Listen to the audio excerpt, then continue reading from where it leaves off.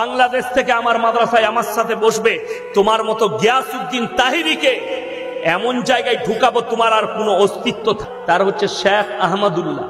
আমি মাঝে মাঝে গাড়িতে তার বক্তব্য শুনি, খুব ভালো বক্তা শেখ আহমদুল্লাহ, খুব সুন্দর কথা বলে ধীর স্থির ভাবে।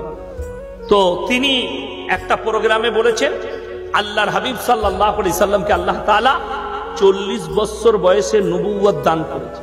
কত বললাম? 40 বছর। যারা মনে করেন আমি ফিতনাবাজ, আমি ফিতনাবাজ নই, আমি ফিতনা করি। আপনি দেখুন একটা পাগলা চণ্ডী আছে বাংলাদেশে, তার নাম হচ্ছে গিয়াসউদ্দিন তাহারি। কখন যে ড্যান্স করে, কখন যে কেক কাটে, কখন যে নাচ করে, ও হারামখোর নিজেই জানে না। সে কদিন থেকে দেখছি গালি দিচ্ছে। কি বলছে? আল্লাহর নবী জন্ম থেকে নবী। আপনারা জানেন এই যে ইয়াসিন বসে আছে, আপনারা বসে আছেন, আমাদিকে আগে সৃষ্টি করা হয়েছে না রূহটাকে? কথা বলে না? রূহটাকে। তাহলে কয়েকশো হাজার বছর আগে আল্লাহ রূহকে আগে সৃষ্টি করেছেন। জোরে বলুন না সুবহানাল্লাহ।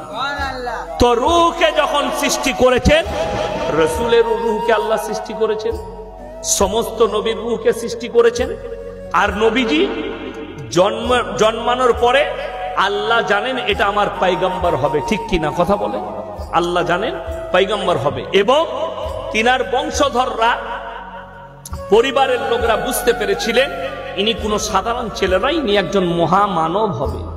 এটা তারা অনুভব করেছিল। আল্লাহ নবুয়ত দিলেন। যদি জন্মানোর পর থেকেই তিনি যদি নবী থাকতেন, তাহলে কোরআনটা নবুয়ত পড়ার পাওয়ার পরে কেন অবতীর্ণ হলো?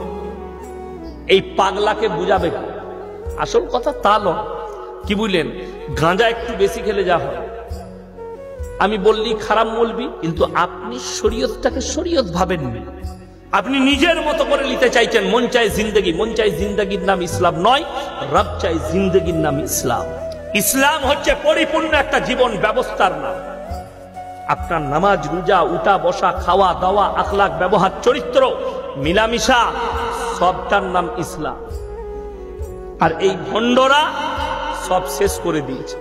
জলঙ্গি থেকে আমাকে ফোন করে বলছে তোমাকে মুনাজারা করতে হবে। কার সঙ্গে? কবে বসবে?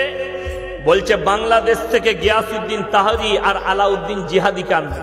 আমি বললাম ওই মাল কটাতে হবে না, তোদের যে শুয়ে আছে বেরেলিতে, আহমদ রাজা বেরেলভিকে তুলে লিয়াই কবর থেকে, তবে শওকতের বেটাকে জব্দ করতে পারবি। তাও পারবি নাকি সন্দেহ আছে, তা না হলে পারবি না। কবর পুজোটা ছাড়ো, কবরে সিজদা ছাড়ো। যারা আল্লাহ ছাড়া অপরের কাছে ভালো মন্দ চান, আমাকে গালি দেওয়ার আগে সকালবেলায় গিয়ে কোরআনের আয়াতটা পড়বেন।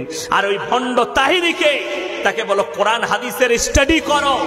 স্টেজেতে কোরআন হাদিস বলার ক্ষমতা নাই, শুধুমাত্র গান করে, শুধুমাত্র মাথা ঝুঁকিয়ে জিকির করে আর ড্যান্স করে জিকির করে। এই হারামখোররা কোরআন হাদিসের জ্ঞান নেই।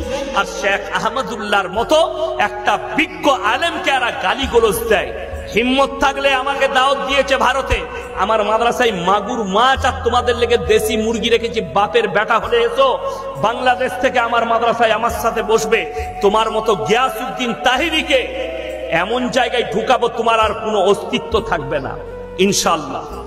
বড় কষ্ট লাগে।